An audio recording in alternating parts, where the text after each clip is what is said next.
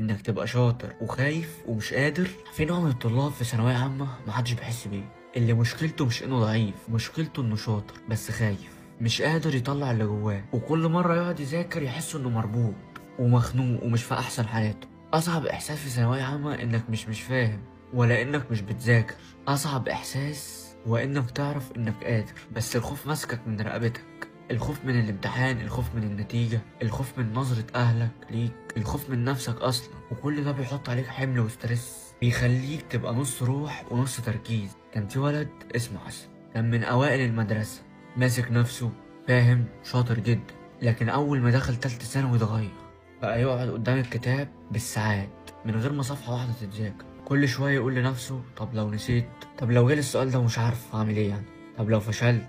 الخوف كان بياكل تفكيره. وفي يوم المستر بتاعه قال له حاجة واحدة قلبت تفكيره كله: انت مش محتاج تبقى سوبر هيرو، انت محتاج بس تبدأ. ومن اللحظة دي حسن بطل يستنى انه يبقى جاهز، بدأ يذاكر وهو خايف، بدأ يحل وهو متردد، بدأ يتحرك ويتطور بخطوات صغيرة. والغريب اللي حصل، الخوف قل والقدرة رجعت، وطلع من الامتحان راضي وكان فخور انه كمل رغم خوفه. العقل ساعات مش بيخاف من المادة، بيخاف من التوقعات.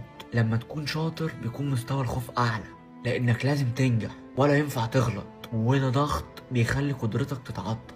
ابدأ من غير ما تستنى انك تبقى مستعد، ابدأ بالخوف. مش لازم تبتدي بالحاجة اللي انت بتحبها، مش لازم الحاجة اللي انت بتعملها تكون بتحبها، لازم تتقبل فكرة الحاجة اللي انت بتحبهاش قبل اللي بتحبها. وخد بالك ان دي من صفات الرجولة، انك تتقبل حاجة ما بتحبهاش بس الحاجة دي هتعود عليك بتطور. وربنا سبحانه وتعالى قال: من يتوكل على الله فهو حسبه.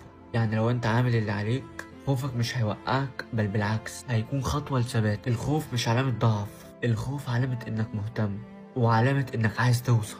وربنا بيشوف نيتك قبل مجهودك، وبيجازي على السعي مش على الكمال. وفي النهاية اوعى تسيب خوفك انك لما تجيب مجموع في اخر السنة تشوف الفرحة في عين امك وابوك.